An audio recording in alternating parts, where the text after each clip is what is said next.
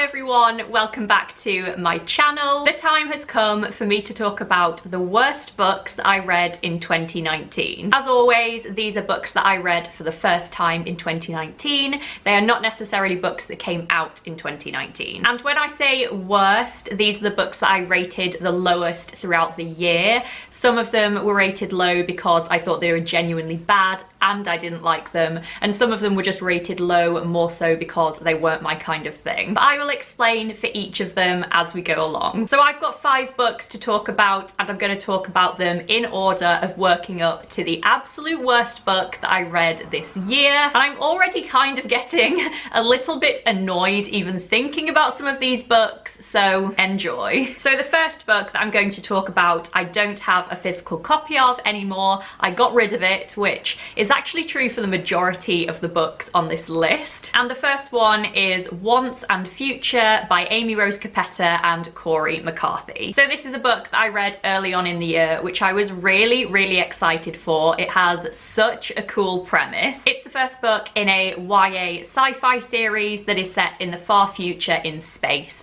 and it is essentially a retelling of the legend of King Arthur, but in this book King Arthur is a queer refugee teenage girl. Epic, right? I was so hyped for this. A feminist queer spin on a traditional tale as old as time. Yes please, so inventive, so fun. It supposedly mirrors the refugee crisis. Awesome. It has an intergalactic setting. Sick. But this book ended up just falling short in basically every way, and it was such a disappointment to me. Basically all of the elements in this book were underdeveloped and it just drove me mad. Regarding the storyline, it was just silly. The characters' acceptance of all of the different things that happen in this novel was just ridiculous. Hey, you're the 42nd reincarnation of King Arthur and we need you to save the world. Cool? Cool. Regarding relationships, it was much the same. The characters barely communicated or got to know one another before they were lifelong friends and cared about each other unconditionally. The pacing throughout the book is massively off. Everything happens so quickly, from character development to relationships to plot. And this just rendered everything so unbelievable, and I just didn't care about what was going on at all. And the representation in this book was well intentioned. I love the range of representation in this book. We have lesbian characters and gay characters, bi characters, asexual characters. We have characters of different ethnicities and gender fluid characters and characters who have disabilities. And while this is all great in theory, it ultimately felt kind of forced to me, and as if the authors were kind of checking off things on a list. It also often felt as though these things were the defining aspects of a character. So it would be like, hey, this is the gender fluid character, and you didn't really get to know much more about them as a person, and this really sucked. So this book was basically just a massive shame. I felt like it had tons of potential, but it just really let me down. This could have been so good. It could have been so good. So the next book that I'm going to talk about today is The Age of Magic by Ben Okri. This is a literary novel that follows a group of filmmakers who travel together from Paris to a Swiss village to make a documentary. So this is probably the most disappointing book on this list for me, because I actually buddy read this one with a few of my really good booktube friends, Matt from MCS Books, Sharon from Hooked on Books, and Beth from Beth Chats Books, and I really thought I was going to enjoy this one. Not only did we all buddy read this book, we actually posted around the same copy of the book to take it in turns reading it and write annotations in the book as we went, which was so nice. And because of this, my actual reading experience of this novel was really nice. I really enjoyed reading all of my friends' comments as I went through. They're all just so sweet and smart and funny, but this actual book was not good, I don't think. On paper, this really should have been a book for me. I absolutely love philosophy. If you didn't know, I have a philosophy degree, and this book is clearly intended to be very beautiful and very reflective. The characters go on spiritual journeys as well as a physical one. And I also really love books that play around with structure, as this one does. It is split into really short chapters, some that are as short as one line. But unfortunately, I didn't really find any of these elements to work very well. The structure did add to the sense of journey and movement throughout the book somewhat, but often I just felt like it was being experimental to no purpose. More than anything else, this book was full of quotable philosophical musings over and over and over again. I found this all to be so on the nose and frankly annoying. Ben Okri is clearly an intelligent man and he has a lot of things to say, but it ended up feeling as though he was just bashing you over the head with all of his thoughts to no other purpose than his own self-indulgence. There was absolutely no space for the reader to have their own thoughts or reflect on their own ideas because Ben Okri told you the answer. This whole thing just felt really, really forced to me. I also didn't really like the characters. I didn't really believe them or feel invested in their stories. I have to say that the writing wasn't bad. There were definitely moments of beautiful imagery and descriptions throughout. And in those moments, I actually felt hopeful, but then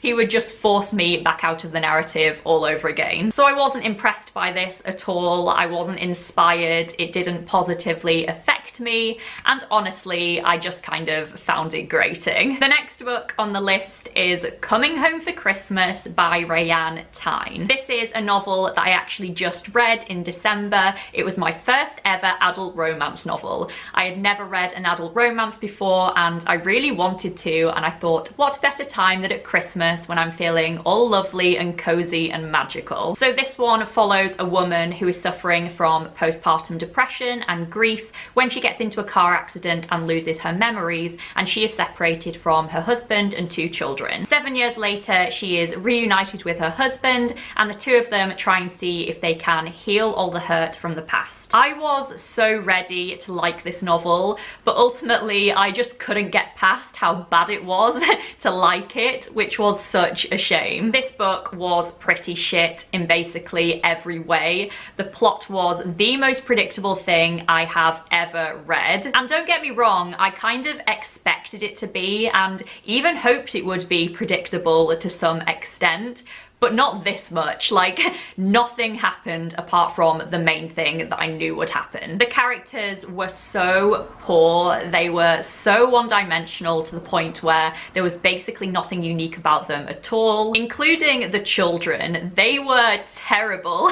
They were so unrealistic. Their dialogue actually sounded like they were middle-aged as well. I didn't even enjoy the romance. And to be honest, even if all of this had been true, but the romance had been exciting and spicy and swoony, I'd have been happy, but she couldn't even do that for me. As I said in my recent reads video, I'm trying to not let this put me off romance books full stop. I will try another one at some point, but this was just terrible. Sorry, not sorry. The penultimate book on this list I actually do have a copy of, and that is Good Omens by Terry Pratchett and Neil Gaiman. This is one of my mum's favourite books of all time. Sorry mum, I love you. This is a standalone fantasy book that takes place as the end of the world draws near. Our main characters are a devil named Crowley, an angel named Aziraphale, and also the Antichrist who has gone missing. Now, in a way, this is actually quite unfair that this book has made my second worst book of the year, because it wasn't that bad technically. It wasn't great technically, but this is more so here because I just didn't like it at all. This is not my kind of book. I could see the humour and creativity in this book as I read it, but they just weren't my type of humour and creativity. I would frequently come across lines in here that I knew my mum would really enjoy or she would find hilarious, but they just didn't affect me in the same way. Aside from all of that, I actually didn't think this book was executed that well either. It was written pretty early on in Pratchett and Gaiman's careers, and I think this is evident. There were a lot of good ideas in here, don't get me wrong, but I don't think they really came together successfully for me. They felt kind of thrown together and honestly not edited very well. But yes, I just didn't really enjoy this one at all. I can see why some people might like it, and it wasn't absolutely terrible, but it wasn't for me. What can I say? And the final book, which I've got to talk about today, my worst book of the year, was The Wall by John Lanchester. This is a dystopian novel set in a world very similar to our own, where a wall has been built around the country's borders. The most generic and predictable plot that anyone could muster up for a dystopian novel, if I'm being honest. So it's actually kind of funny that this book is my worst of the year, because this was on the long list of the Booker Prize for Fiction, which is a prize that I absolutely adore. A book that made it onto that list should not be this bad. And last year, another book that made it onto the Booker Prize long list made my worst books of the year video as well. And I was so shocked at the time that that happened, and now it's happened again. Honestly, this book is just so bad, and it started off really badly even from the first page. Let me just read you something. It's cold on the wall. You look for metaphors. It's as cold as slate, as diamond, as the moon. Cold as charity, that's a good one. But you soon realise that the thing about the cold is that it isn't a metaphor.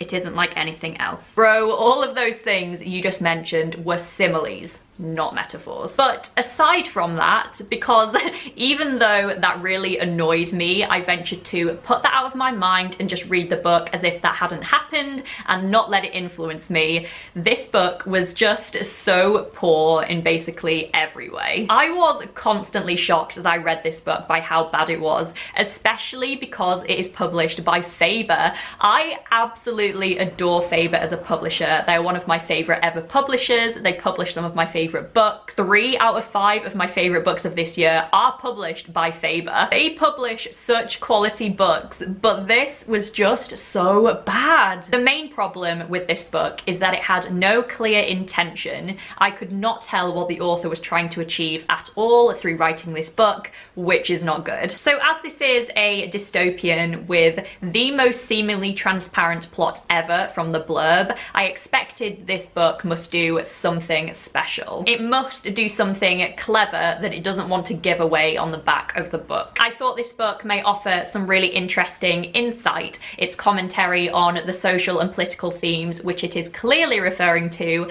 might be really interesting or thought-provoking in some way. No. I thought the characters might be so well drawn that they are super believable and you really believe in them and feel for them. It might be an excellent humane exercise in empathy for people who are not like yourself. No again. The characters in here are so flat. I couldn't even really tell them apart as I was reading, and I certainly couldn't tell you anything about them now. The writing in here is also so poor. John Lanchester tells you everything that happens in the most monotonous and mundane way, and he even uses the same descriptions over and over again. There is no trust put in the reader whatsoever. He spells literally everything out for you, which annoyed me no end. And so when all of this failed and I was nearing the end of the book, I was like, well, it must do something really surprising with the plot then. Some twist must happen that I'm not expecting, that's going to really shock me or move me or make me think about something. But you guessed it, nothing happened. It fell absolutely flat. I was honestly so shocked. This book is honestly just so heavy-handed and uninteresting in everything it does. There is nothing surprising or unique going on in here at all. And it's not like there isn't room for this, I will add. I saw so many opportunities for these themes to be delved into deeper. There is one character in particular through which the theme of otherness could have been really well explored, and John Lanchester just did nothing with him. He was right there. I just don't really know what this book was. I don't know who it was targeting or what it was trying to achieve. As a plot-based dystopian, it was predictable and boring. As a social commentary, it was unoriginal and uninspiring. As a character study, it was one of the worst, most one-dimensional I have ever read. I don't know what people saw in this or how it made the long list of the Booker Prize. It must just be because it's topical, I guess. Okay, I'm done. I think I'm gonna stop talking about this book now. That is quite enough. So those were my 5 worst books of the year. I hope you enjoyed hearing me rant about them. I would really love to know your opinions on them if you read them. Did we agree? Did we disagree? I would love to know. I would also obviously love to know about your worst books of the year. Please feel free to rant about them down below to me. I would be really interested to hear. Thank you all so much for watching this video. It's always surprisingly fun to film these kind of videos. I feel like it's a really good stress reliever. I hope you all enjoyed watching, and rest assured I will be doing my favourite books of the year video next, so that will be much more positive and happy. I'm really looking forward to chatting to you all down below in the comments, and I will see you really soon with my next video. Thanks for watching everyone. See you soon. Bye. Would be really interesting or thought-provoking. Thought-provoking?